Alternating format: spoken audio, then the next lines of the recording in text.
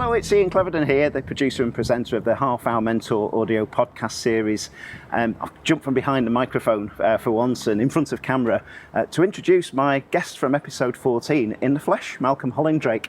Hi, Malcolm. Hi, Ian. Nice to be here. Thank you very much for inviting me. We decided we'd heard about from Malcolm, said that he's writing book 3 of his Merseyside Crime Series, and we are here in Liverpool. So just wanted to find out a little bit more about what's going on in the book and some of the areas. And we've had a fascinating tour around from that. So what's triggered the ideas then, Malcolm, for this new book? Well, the idea for the new book, in the last book we were up in the northern part of Merseyside, we're up near Southport, and I wanted to come back to the Dockland areas because I'm finding this area totally fascinating, not only for the historical aspects of it, but for the modern aspects that have been brought in very, very rapidly. And it's not detracting from the original, it's actually enhancing it. So to actually make a cocktail of the new and the old, it's quite vital for me. So I'm now about 6 days from finishing the manuscript. I work with 1,000 words a day, roughly. So I'm roughly 6-7 days away from finishing. And at that time when I'm writing a book, I like to come out to the area and walk the streets. Because there's so many changes take place from the last time that I was here when I was writing book 2, that I want to make sure it's right. And on a day like today, which is absolutely stunning, we also get to speak to a number of people, and we've been up to the Stanley Flight because one of the main elements of this story is a canal boat. So when we were at the Stanley Flight, the lock keepers were there, and we were managing then to talk to them about the way that the system works. We met Sid, who's quite famous, and you'll hear about Sid in the book. I've never met him before, so that was a real bonus. And that's, again, why I do the research. Is he part of Sid's Ditch? Is that? He's Sid's Ditch. And Sid's Ditch, I'll leave you to find out what Sid's Ditch is, but it's a critical part, and it's only been there since 2009. And without Sid's Ditch, canal boats would not be able to get underneath the Liver buildings and into Salthouse Quay. So meeting Sid was a bonus today. We then came down to Collingwood because I needed to do some work down by Collingwood. And we met an iconic is an overused word, but an iconic piece of the architecture of the docks. And that's just over my left shoulder, which is the Dockers Clock. But interestingly, with that beautiful piece, I'd love that to be integrated into part of the cover for the new book. On book 1 we had one of Anthony Gormley's figures. On book 2 we had the Scarecrow, and it would be really lovely to have part of that on book 3, but we'll see.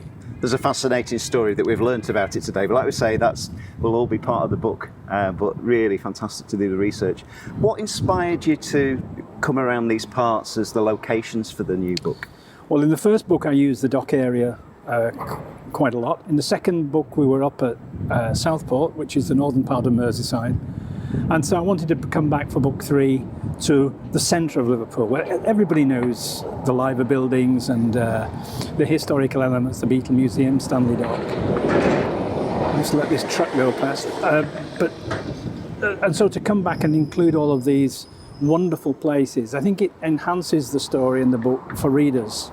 And if you've never been to Liverpool, I do hope that it encourages some people to make that journey, because I don't think you would ever be disappointed, not only by the building and the architecture, but by the warmth and the friendly nature of a true Liverpudlian.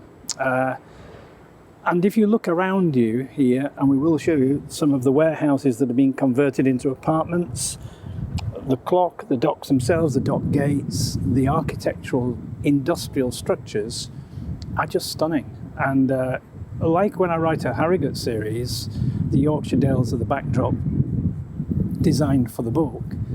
Merseyside has a backdrop which is undeniably one of the best you could ever write about. So coming down on days like this, when it's coming towards the end, I'm just clarifying that everything is right. And today, and Ian will confirm this, we've found a few things that I'm going to have to do rewrites for because it's Absolutely. And I know what they are. Nobody else will know, so I feel quite privileged about that, really. But when I'm reading a book, I think, if you hadn't come out on that day. That's right. You might not know, and somebody would know and write it. Might be slightly inaccurate, but you can always say it's artist license, and I do think you should be able to still use artist license. to make things work. But also, if you can have it right, absolutely right, and to me that's part of the skill of writing a crime novel, is to make it real. So the book's published by Hobeck. When do you think we can expect it to be out? Well, I spoke to Hobeck 2 days ago, and I said to them that I'm hoping to have the first draft finished by mid-June, the final draft by the end of June, to them early July, and depending on what changes that have to be made, of course, there's the cover to design, how it will fit into their schedule of publications. It's then in Hobeck's hands. I've done my job. I'll leave it to them, really. That's the key. And final question, dare I ask, has it got a title yet? Well, it has a working title that I hope Hobeck love, and it's called The Edge of the Land, because all around Liverpool you're on the edge of the land. You couldn't get any closer to the sea or to the Mersey, which is, to me, the sea.